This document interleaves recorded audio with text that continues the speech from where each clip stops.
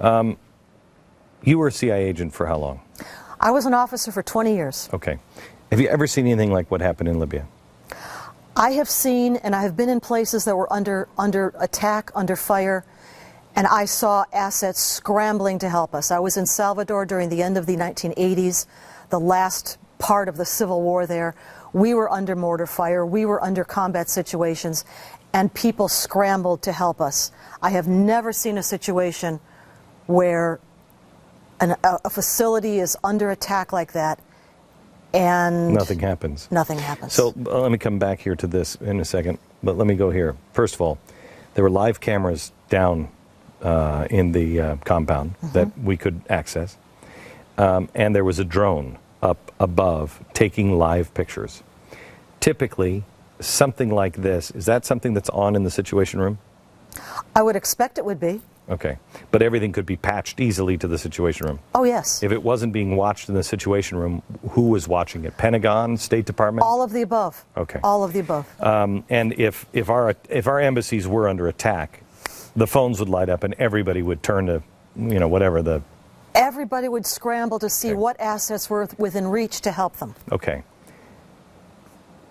So they saw, somebody in this administration saw what was going on, and somebody said, stop, don't help them. No, you can't go in, right? That's what it looks like. Did people in this administration watch our people die live and do nothing? In effect, that's what it looks like happened. Okay.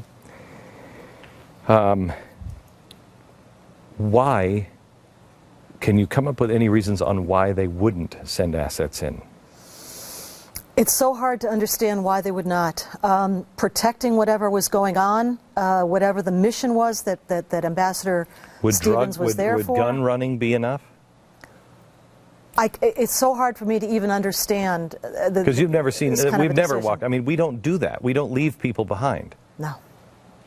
Unprecedented. No, yes. Why is the media not asking these questions? Why is no one has asked the question, why was the ambassador there? It was unusual for him to be there. The worst place he could be on September 11th. He was begging not to be there. He was there, nobody around. He wasn't protected. September 11th, he meets with the Turkish the Consul General. Yeah. Nobody's asked why. Why is the media not asking who was watching the live drone? If we can think of it, so can anyone else. If we can think of these questions, then others can too. And that would be the question. Why, when Ambassador Stevens knew that he was under this kind of threat, he himself apparently suspected that he was on a hit list for Al-Qaeda. He knew that he was going in there without adequate security. He had begged for more security. Others had asked for more security at Benghazi. It was refused. I have this theory that 4 days into this, I said he was running guns for the Al-Qaeda people, and that's what happened. And they let him die when it went wrong because they didn't want it to come out that they were doing these things, that they were so deeply in bed with Al-Qaeda style affiliates that they kind of hoped that everybody would just not pay attention because of this video. Does that make sense to you? It could be. I mean, I'm sure nobody wanted him or anyone else to die there, and they might not have actually known the circumstances inside the buildings that they were actually dying. But all the same, was it protection of that operation? It was going to come out one way or another eventually anyway. Who knows about this? How far does it go? Clapper know about this? Has to. Hillary Clinton know about this? Must. Barack Obama? Has to. Okay. Petraeus? Must. He absolutely must.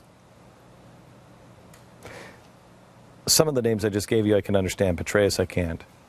Petraeus would know that this happened? And well, recall, I mean, what was Benghazi? It wasn't a consulate.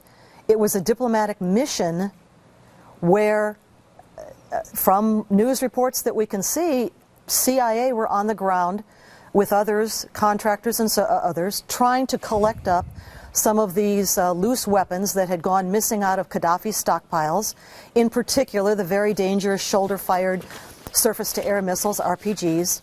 That's what they were doing there. That's what they were there for. Is this as bad as this gets, do you think? Does your gut tell you?